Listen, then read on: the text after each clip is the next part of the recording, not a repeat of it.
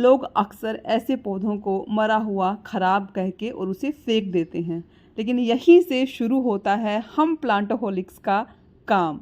एक दिन ऑफिस की विंडो की ग्रिल में रखे हुए इस प्लांट पर मेरी अचानक नज़र पड़ी। मैंने देखा ये बहुत ही दयनीय अवस्था में था और इसकी हालत जो थी बहुत ख़राब थी।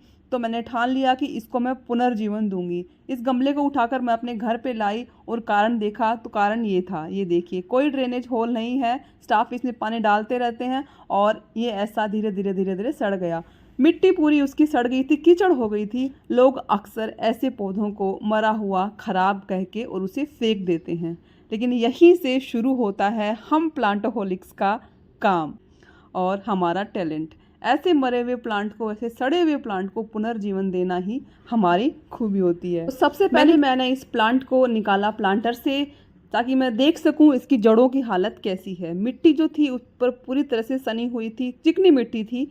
सारी मिट्टी मैंने उस पर से झाड़ी अच्छी तरह से और देखा मैंने कि जड़ें काफ़ी घनी थी, यानी रूट्स थी, लेकिन रूट्स अभी हेल्दी थी कि नहीं थी उसका पता लगाना भी ज़रूरी था। फिर मैंने रूट्स को धोया और ये देखिए अच्छे से वॉश करने के बाद मैंने रूट्स को एग्जामिन किया।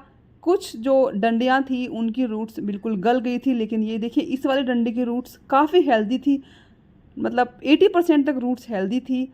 लेकिन इसमें भी प्रॉब्लम थी कि कुछ अनहेल्दी रूट्स इसमें थी। तो मुझे लगा कि अगर किसी भी एक प्लांट में ऐसे अनहेल्दी रूट्स बच जाती हैं, वो धीरे धीरे पूरी की पूरी हेल्दी रूट्स को इन्फेक्ट कर देती हैं। तो ये बैम्बू स्टिक है, वैसे भी ये कटिंग से भी लग जाता है, तो मैंने पूरी की पूरी जड़ों को काटना ठीक समझा। लेकिन इस वाली डंडी में मैं सोच रही थी कि क्या करूँ पता नहीं। तो मैंने पहले तो सारी की सारी रूट्स को देखा, उसमें से एक रूट निकल के आ रही थी, ये देखो ये बिल्कुल सड़ चुकी थी। तो मैंने उसको अलग कर दिया और बाकी रूट्स को मैंने हल्का सा ट्रिम करना स्टार्ट कर दिया।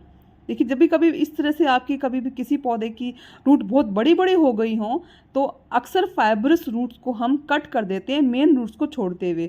लेकिन मैंने इसमें पूरी की पूरी रूट को काट दिया और रीज़न मुझे मालूम चला, इन्फेक्शन उसके अंदर तक स्टेम में जा चुका था। फिर मैंने सारे स्टेम्स को चेक किया कि सब के अंदर साफ़ है कि नहीं, कोई कीड़ा वीड़ा तो नहीं है, सब स्टेम्स साफ़ थे और उनको फिर मैंने इकट्ठा किया।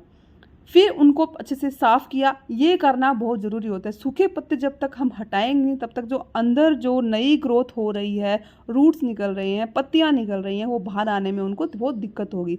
तो मैंने सारी की सारी सूखी वाली पुरानी पत्तियां थी वो सब निकाल दी। धीरे धीरे अंदर से एक चमकीला सा स्टेम निकल करके आ रहा था।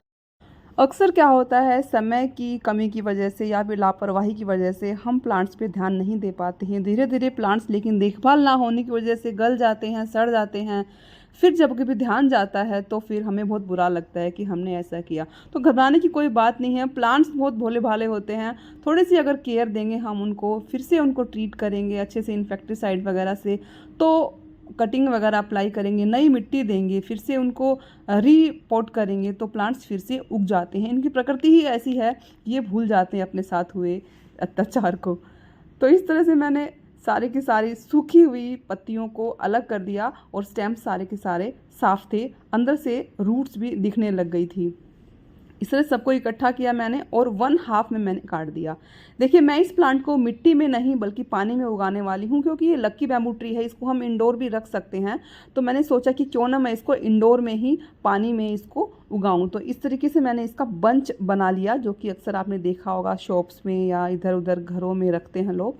तो मैंने सोचा कि इसको पानी में ग्रो करती हूँ, जब बड़ा हो जाएगा तब देखेंगे। इस तरह से मैंने इसको रेड कलर के रिबन से टाई किया, बहुत ही सुंदर लग रहा था बांधने के। अगर आप पानी में कोई भी पौधा उगाते हैं तो आपको ध्यान रखना है कि पानी जो है आपको हर 10 दिन में पानी उसका चेंज करते रहना है और कभी कभार उसको धूप में भी रख दीजिए, लेकिन ऐसी जगह जरूर रखें जहाँ सनलाइट और हवा प्रॉपर आती हो। मेरे पास एक कपूर की डब्बी रखी हुई थी, उसमें 1-2 कपूर की गोलियां भी थी, जो कि मैंने उसके अंदर ऐसे की ऐसे रहने दी, क्योंकि कपूर जो है ये इसमें एक तरह से एक इंसेक्टिसाइड का काम करेगा, इसमें फंगल इन्फेक्शन फिर से जल्दी नहीं होगा। इस तरीके से मैंने अपने हॉल में इधर कांच पर ही रख दिया और दूसरा मैंने मनी प्लांट लगाया हुआ है। यहाँ पे एक छोटा सा पानी के अंदर ही अच्छे से रूट्स इसमें आई हुई है। किस तरह से हम गले हुए सड़े हुए मरणासन पौधों को नव जीवन दे सकते हैं बैम्बू की रूटनिंग होने के बाद, फिर से मैं आपको अपडेट वीडियो देती हूँ। वीडियो पसंद आया तो चैनल को सब्सक्राइब करें, लाइक करें, शेयर करें और कमेंट करें। Thank you for watching, keep planting and happy planting.